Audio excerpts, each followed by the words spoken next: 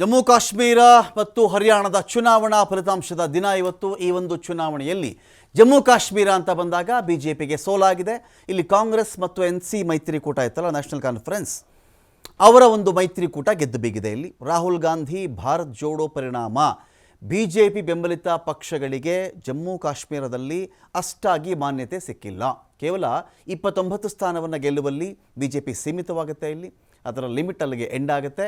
ಕಾಂಗ್ರೆಸ್ ಮೈತ್ರಿಕೂಟ, ಕಾಂಗ್ರೆಸ್ ಮತ್ತು NC ಏನೊಂದು ಕೂಟವನ್ನು ಮಾಡಿಕೊಂಡಿದ್ವೋ ಅಲ್ಲಿ 48 ಸೀಟ್ಗಳ ಜಯ ಅವರಿಗೆ ಆಗಿದೆ. ಇಲ್ಲಿ ಬಿಜೆಪಿ ಸೋತಿದ್ದು ಯಾಕೆ? ಜಮ್ಮು ಕಾಶ್ಮೀರ ಅಂತ ಬಂದಾಗ ಬಿಜೆಪಿಗೆ ಸೋಲು ಯಾಕಾಯ್ತಪ್ಪ ಅಂತ ಒಂದು ಪ್ರಶ್ನೆ ಸಹಜವಾಗಿಯೇ ಬರುತ್ತೆ. ಈ ಒಂದು ವಿಚಾರದಲ್ಲಿ ಬಿಜೆಪಿಗಿದ್ದಂಥ ಹೋಪ್ ಅಥವಾ ಕಾನ್ಫಿಡೆನ್ಸ್ ಜಮ್ಮು ಮತ್ತು ಕಾಶ್ಮೀರ ರೀಜನ್ಗೆ ಸಂಬಂಧಪಟ್ಟಂತೆ ಏನು ಬರುತ್ತೆ ಅಂತ ಹೇಳಿದ್ರೆ, ನಾವು ಅಬ್ರಾಗೇಷನ್ ಆಫ್ ಆರ್ಟಿಕಲ್ 370 ಇದನ್ನು ಮಾಡಿದ್ದೀವಿ.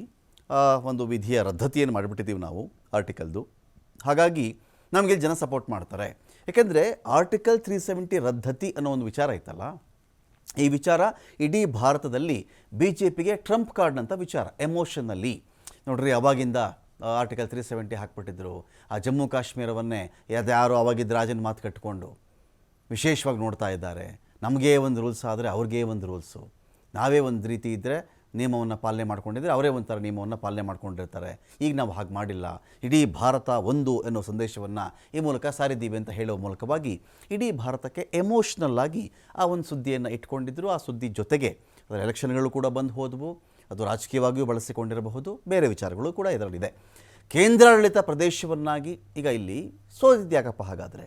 ಇಂಥ ಜಮ್ಮು ಮತ್ತು ಕಾಶ್ಮೀರದಲ್ಲಿ ಇಷ್ಟೆಲ್ಲ ಮಾಡಿದ ಹೊರತಾಗಿಯೂ ಬಿಜೆಪಿಗೆ ಸೋಲಾಗಲಿಕ್ಕೆ ಕಾರಣ ಏನು ಅಂತ ಕೂಡ ನಾವು ಅದನ್ನೊಂದು ಪಟ್ಟಿ ಮಾಡ್ಕೊಂಡು ಹೋದಾಗ, ಬಿಜೆಪಿ ಸೋತಿರೋದು ಮುಖ್ಯವಾಗಿ ಆರ್ಟಿಕಲ್ 370 ಇತ್ತಲ್ಲ, ನಾನು ಇದನ್ನು ಆ ಒಂದು ಪ್ರದೇಶಕ್ಕೆ ಮಾತ್ರ ಸೀಮಿತವಾಗಿ, ಅಲ್ಲಿನ ಜನರ ಭಾವನೆಗೆ ಮಾತ್ರ ಸೀಮಿತವಾಗಿ ಹೇಳ್ತಾ ಇದ್ದೀನಿ.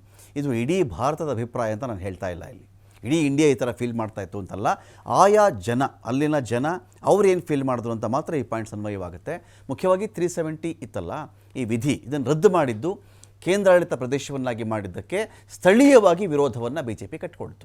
ಸ್ಥಳೀಯವಾಗಿ ಬಿಜೆಪಿಗೆ ಇದರ ಬಗ್ಗೆ ಒಂದಷ್ಟು ವಿರೋಧ ವ್ಯಕ್ತವಾಯಿತು. ಹಲವು ತಿಂಗಳ ಕಾಲ ನಿರ್ಬಂಧವನ್ನು ಹೇರಲಾಯಿತು. ಇದು ರದ್ದತಿ ಮಾಡೋಕ್ಕೆ ಒಂದಷ್ಟು ನಿರ್ಬಂಧಗಳನ್ನು ಹಾಕಬೇಕಾಗುತ್ತೆ, ಕೆಲವು ಮೂಮೆಂಟನ್ನು ರೆಸ್ಟ್ರಿಕ್ಟ್ ಮಾಡಬೇಕಾಗುತ್ತೆ. ಆ ದೃಷ್ಟಿಯಿಂದಾಗಿ ಅಲ್ಲೇನು ಮಾಡ್ತಾರೆ ಇವರು, ಲೈಕ್ ಈ ಜನತಾ ಕರ್ಫ್ಯೂ ಇರುತ್ತಲ್ಲ, ಈ ಥರದ ಒಂದಷ್ಟು ನಿರ್ಬಂಧಗಳು ಅಲ್ಲಿದ್ದವು.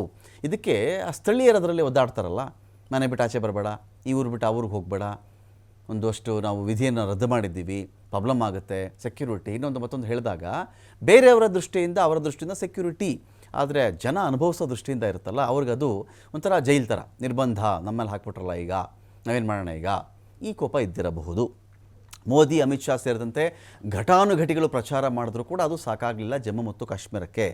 ಇದು ಅಯೋಧ್ಯೆ ಥರನೇ. ಅಯೋಧ್ಯೆ ರಾಮ ಮಂದಿರವನ್ನು ಕಟ್ಟಿದಾಗ ಅದು ಇಡೀ ದೇಶಕ್ಕೆ ಒಂದು ಪ್ರಚಾರದ ವಿಷಯವಾದರೂ ಕೂಡ ಅಲ್ಲಿನ ಜನ ಇರ್ತಾರಲ್ಲ, ಅಲ್ಲಿ ಯಾರೋ ಮನೆ ಕಳ್ಕೊಂಡ್ರು, ರೋಡ್ ಯಾರೋ ಅಗಲ ಮಾಡಿದಾಗ ಅಲ್ಲೊಂದಷ್ಟು ಅಸಮಾಧಾನಗಳಾಯಿತು, ಸರಿಯಾಗಿ ಪರಿಹಾರ ಸಿಕ್ಕಲಿಲ್ಲ, ಅವರಿಗೆ ಒಂದು ಬೇರೆ ಒಂದು ಜೀವನ ಕಟ್ಕೊಳ್ಳೋಕ್ಕೆ ಆಧಾರವಾಗಲಿಲ್ಲ, ಇಂಥ ಸಾಕಷ್ಟು ಇಶ್ಯೂಗಳಿರ್ತಾವಲ್ಲ. ಬೇರೆಯವರಿಗೆ ರಾಮನ ಒಂದು ಮಂದಿರ ಆಯ್ತಪ್ಪ ಅಂಥೇಳಿ, ಬಟ್ ಅಲ್ಲಿನ ಜನಗಳಿಗೆ ಆ ಒಂದು ಹಿಂಸೆ ಆಗಿರುತ್ತೆ, ತೊಂದರೆ ಆಗಿರುತ್ತಲ್ಲ, ಆ ಕಾರಣಕ್ಕೆ ಅವ್ರು ಏನು ಮಾಡ್ತಾರೆ, ಅಲ್ಲಿನ ಆಳುವ ಪಕ್ಷದ ವಿರುದ್ಧವಾಗಿ ತಮ್ಮ ಆಕ್ರೋಶವನ್ನು ಚುನಾವಣೆಗಳಲ್ಲಿ ತೋರಿಸ್ಬಿಡ್ತಾರೆ. ಆರ್ಟಿಕಲ್ 370 ರದ್ದತಿ ಜಮ್ಮು ಮತ್ತು ಕಾಶ್ಮೀರದ ವಿಚಾರ ಇಟ್ಕೊಂಡಾಗ ಇಡೀ ದೇಶಕ್ಕೆ ಪ್ರಚಾರ ಮಾಡಲಿಕ್ಕೆ ಒಂದು ಎಮೋಷ್ನಲ್ ಇಶ್ಯೂ ಅದು. ಆದರೆ ಆ ಭಾಗದ ಜನಗಳಿಗೆ ಅದೊಂದು ಹಿಂಸೆ.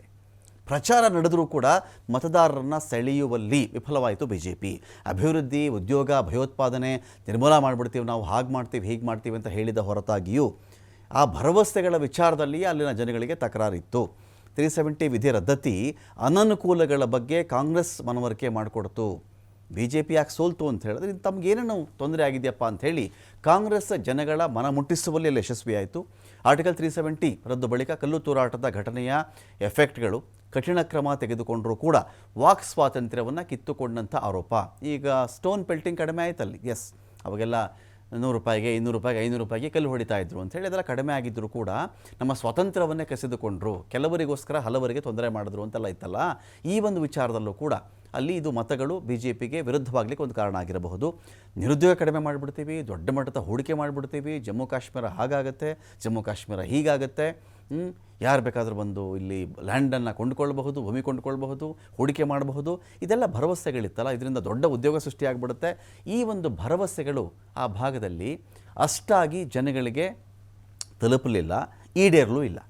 ಭರವಸೆ ಕೊಟ್ಟಂತೆ ಉದ್ಯೋಗ ಸೃಷ್ಟಿ ಮಾಡ್ತೀವಿ ಅಂತ ಹೇಳಿದ್ರಲ್ಲ, ಅದರಲ್ಲೂ ದೊಡ್ಡ ಮಟ್ಟದ ವಿಫಲವಾಯಿತು. ಹಾಗಾದರೆ ಜಮ್ಮು ಮತ್ತು ಕಾಶ್ಮೀರ ಏನೂ ಆಗಲೇ ಇಲ್ವಾ? ಜಮ್ಮು ಕಾಶ್ಮೀರ ಮೊದಲ ಥರನೇ ಇದೆಯಾ? ಇಲ್ಲ. ಪಾರ್ಟಿ ಯಾವುದಾದ್ರೂ ಆಗಿರಲಿ, ಕ್ರಮಗಳು ಯಾರೇ ತೆಗೆದುಕೊಂಡಿದ್ದರೂ ಕೂಡ ಜಮ್ಮು ಮತ್ತು ಕಾಶ್ಮೀರದಲ್ಲಿ ಬಹಳಷ್ಟು ಬದಲಾವಣೆಗಳಾಗಿರೋದು ನಿಜ. ಪ್ರವಾಸೋದ್ಯಮ ಇಂಪ್ರೂವ್ ಆಗಿರೋದು ನಿಜ.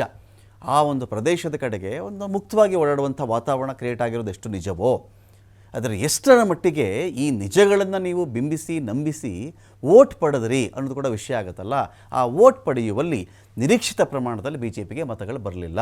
ಹಾಗಾಗಿ ಇವರ ಹಾರ್ಟ್ಲ್ಯಾಂಡ್ ಇತ್ತಲ್ಲ ಅಲ್ಲಿ ಜಮ್ಮು, ಹಿಂದೂ ಹಾರ್ಟ್ಲ್ಯಾಂಡ್ ಅಥವಾ ಹಿಂದೂ ಬೆಲ್ಟ್ ಅಂತ ನಾವೇನು ಕರಿತೀವಿ, ಈ ಹಿಂದೂ ಬೆಲ್ಟಲ್ಲಿ BJP ಗಣನೀಯವಾಗಿ ಅದು ತನ್ನ ಏರಿಕೆಯನ್ನು ಕಂಡಿದೆ. ಅಲ್ಲಿ ಜಮ್ಮು ರೀಜನ್ ಅಂತ ಅಂದ್ಕೊಳ್ಳೋಣ. ಈ ಒಂದು ರೀಜನ್ ಅಂತ ಬಂದಾಗ ಇಲ್ಲಿರೋದು ಪ್ರಮುಖವಾಗಿ ದೇವಾಲಯಗಳಿವೆ, ಅಲ್ಲಿ ಹಿಂದೂ ಓಟ್ ಬ್ಯಾಂಕ್ಗಳು ಜಾಸ್ತಿ ಇದೆ. ಹಾಗಾಗಿ ಆ ಭಾಗದಲ್ಲಿ BJP ಸ್ಕೋರ್ ಮಾಡಿದೆ, ಇಲ್ಲ ಅಂತಲ್ಲ.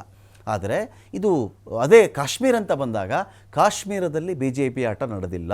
ಇಲ್ಲೇನಿದ್ರು NC ಮತ್ತು ಇನ್ನೊಂದು ಕಡೆ ಕಾಂಗ್ರೆಸ್, ಇವರಿಬ್ಬರು ಕಾಶ್ಮೀರವನ್ನು ಒಂದು ರೀತಿಯಲ್ಲಿ ತಗೊಳ್ತಾರೆ.